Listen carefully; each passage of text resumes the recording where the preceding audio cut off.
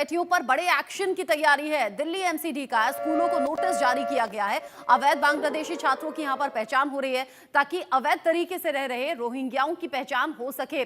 छात्रों की पहचान यहां पर करने के लिए सीधे तौर पर कह दिया गया है अवैध घुसपैठियों का जन्म प्रमाण पत्र ना बनवाएं, इस तरह की हिदायत भी दी जा रही है। खंगाला जाएगा अब छात्रों का पूरा रिकॉर्ड, यानी कि छात्र कहां से बिलोंग करते हैं, कितने वक्त से यहां पर रह रहे हैं। दिल्ली में अवैध घुसपैठियों के मामले में अब एमसीडी की भी एंट्री हो गई है, जो इस मामले में अब जांच तेज कर रही है। एमसीडी की ओर से दिल्ली में बांग्लादेशी घुसपैठियों के खिलाफ अभियान चलाने की बात सामने आ रही है। एमसीडी के शिक्षा विभाग की ओर से नगर निगम के स्कूलों में पढ़ रहे छात्रों का सत्यापन भी कराया जाएगा, यानी कि वेरिफिकेशन उनका होगा।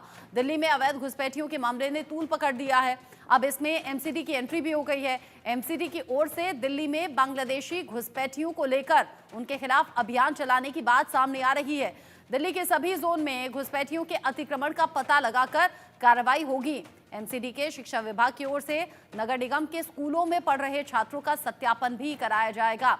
शिक्षा विभाग के साथ ही एमसीडी का स्वास्थ्य विभाग दिल्ली में हाल ही में जारी हुए नए और पुराने जन्म और मृत्यु पंजीकरण प्रमाण पत्र के लिए विशेष तौर पर निगरानी रखेगा। बांग्लादेशी छात्रों की पहचान हो रही है। जन्म प्रमाण पत्र नहीं बनाने के आदेश भी दिए गए हैं। एमसीडी के एक्शन से अब खौफ में हैं अवैध तरीके से रहने वाले बांग्लादेशी, क्योंकि छात्रों का रिकॉर्ड खंगाला जा रहा है। और अब एमसीडी का ये एक्शन दिल्ली के स्कूलों में नजर आ रहा है कि कौन छात्र कब से यहाँ पर रह रहा है, क्या उसके परिवार का बैकग्राउंड है। इस तरीके से अगर इन्वेस्टिगेशन होगी तो अवैध तरीके से रह रहे बांग्लादेशियों तक पहुंच पाएगी एमसीडी और दिल्ली पुलिस। इसीलिए इस अभियान को तेज किया गया है और अब जन्म प्रमाण पत्र नहीं बनाने के आदेश भी दिए गए हैं। इस तरीके से अवैध तरीके से रहने वाले बांग्लादेशियों के खंगाला जाएगा छात्रों का रिकॉर्ड, और इसीलिए स्कूल में अब जांच की बात सामने आ रही है। बड़ी खबर, बड़ा अपडेट, दिल्ली में अवैध घुसपैठियों को लेकर ये बड़े एक्शन की तैयारी है। दिल्ली एमसीडी पर अब स्कूलों को नोटिस दे दिया गया है। दिल्ली एमसीडी अब स्कूलों में भी इस बात की पड़ताल करने वाली है। मेहंदी गर्ग इस खबर को लेकर ज्यादा अपडेट के साथ जुड़ गई है इंडिया न्यूज संवाददाता मेरे साथ। मेहंदी, पिछले कुछ दिन में हम देख रहे हैं लगातार अवैध तरीके से रहने वाले लोगों तक शिकंजा कसता हुआ दिल्ली पुलिस का नजर आ रहा है। अब एमसीडी स्कूलों में भी तैयारी। बिल्कुल, देखिए लगातार जो अवैध बांग्लादेशी दिल्ली में रह रहे हैं उनको लेकर सियासत भी बहुत ज्यादा गर्मा रही है। और अब एक नया अपडेट इस पूरी खबर में सामने आ रहा है, क्योंकि दिल्ली नगर निगम ने ये अवैध बांग्लादेशी प्रवासियों की पहचान और उनकी गतिविधियों पर रोक लगाने के लिए एक सख्त निर्देश जारी कर दिए हैं। और एमसीडी ने स्कूलों को अवैध बांग्लादेशी जो प्रवासी बच्चे हैं उनकी पहचान के लिए अभियान चलाने के लिए भी कह दिया गया है। साथ ही साथ जो उन प्रवासियों को जन्म प्रमाण पत्र जारी करने पर भी पूर्ण तरीके से प्रतिबंध लगाने के निर्देश दे दिए गए हैं। तो ये जो सख्त निर्देश है वो एमसीडी की तरफ से जारी कर दिए गए हैं, और जिसमें अवैध बांग्लादेशी प्रवासियों द्वारा जो अतिक्रमण को हटाने के लिए सभी क्षेत्रों को उचित कार्रवाई करने का भी आदेश दिया गया है। और 31 दिसंबर 2024 को एक रिपोर्ट सबमिट करने के लिए कहा गया है, जिसमें भी जोन है, जिसमें जो उसके स्कूल है, उन सभी में ये जो नोटिस है उसे जारी कर दिया गया है, पहुंचा दिया गया है। और ऐसी जानकारी दी गई है कि 31 दिसंबर तक इस पूरे मामले की जो जांच है वो की जाए और जो रिपोर्ट है वो सबमिट की जाए। तो ऐसे में अगर इस पूरी मीटिंग की बात की जाए तो 12 दिसंबर को जेएनसीटीडी के प्रमुख सचिव गृह की अध्यक्षता में एक मीटिंग हुई थी, जिसमें वीसी ने बैठक की आयोजना की थी। और साथ ही साथ इसमें आयुक्त मौजूद थे, डीसी मौजूद थे, उपायुक्त मौजूद थे। तो उन सभी की मौजूदगी में एमसीडी ने ये जो निर्णय है वो लिया है, और इस पूरी मीटिंग का एमसीडी ने ही प्रतिनिधित्व किया था, जिसके बाद ये जो पूरा निर्देश और पूरा निर्णय है वो लिया गया है कि अब जो अवैध तरीके से बांग्लादेशी प्रवासी बच्चे स्कूल में पढ़ रहे हैं उनकी पहचान की जाए, उनका सत्यापन का भी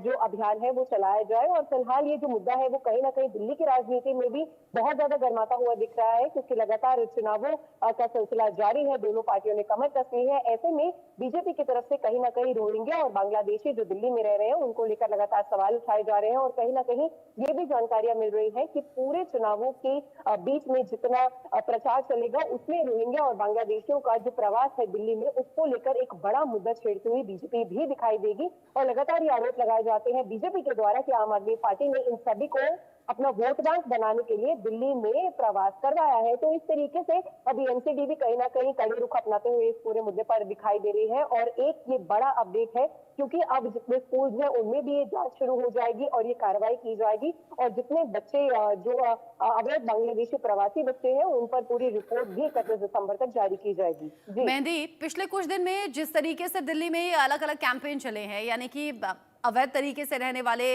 लोगों के खिलाफ ये जो शिकंजा कसा हुआ नजर आया, क्या कोई ऐसा डेटा भी निकलकर सामने आया जिसके आधार पर देखते हुए ये एक्शन अलग अलग दिशा में आगे बढ़ रहे हैं, या फिर ये सब कुछ दिल्ली विधानसभा चुनाव को ध्यान में रखते हुए हो रहा है?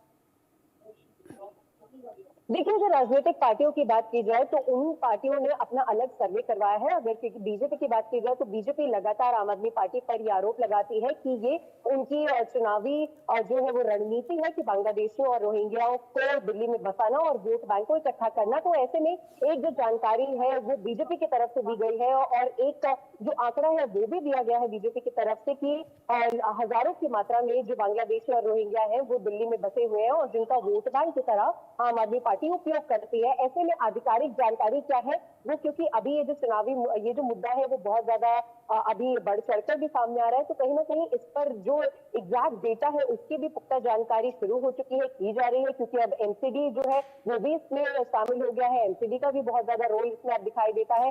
तो ऐसे में एक प्रॉपर जो डेटा है इन अवैधी बांग्लादेशियों या फिर अगर रोहिंग्या का दिल्ली में रहने का, वो कहीं ना कहीं कुछ दिन बाद सामने आ जाएगा। लेकिन कहीं ना कहीं दिल्ली विधानसभा चुनावों से इन्हें जोड़कर देखा जा सकता है, क्योंकि लगातार बीजेपी इस मुद्दे को उठाते हुए दिखाई दे रही है और आम आदमी पार्टी फिलहाल इस मुद्दे को लेकर कटघरे में भी खड़ी हुई है। जी, जिस तरीके से अभी दिल्ली में सियासत गरमा रही है, अवैध बांग्लादेशियों को लेकर, रोहिंग्याओं को लेकर, अलग अलग जगह ये जो बस्ती बसाई हुई हैं, वहां भी दिल्ली पुलिस पिछले दिनों पहुंची थी, उनके पहचान पत्र तलाशे गए थे, देखे गए थे, और ये निगरानी रखी जा रही है कि कौन कहां कब से यहां पर रह रहा है। लेकिन मेहंदी, एक बड़ा चैलेंज तो ये भी है कि जो अवैध तरीके से यहाँ पर पिछले कुछ टाइम से बसे हुए हैं, जैसे तैसे अपने टर्म्स का इस्तेमाल करते हुए या कोई जुगाड़ लगाकर उन्होंने अपने पहचान पत्र भी यहाँ पर बना लिए हैं। ऐसे में बड़ा चैलेंज रहेगा ऐसे लोगों की पहचान करना।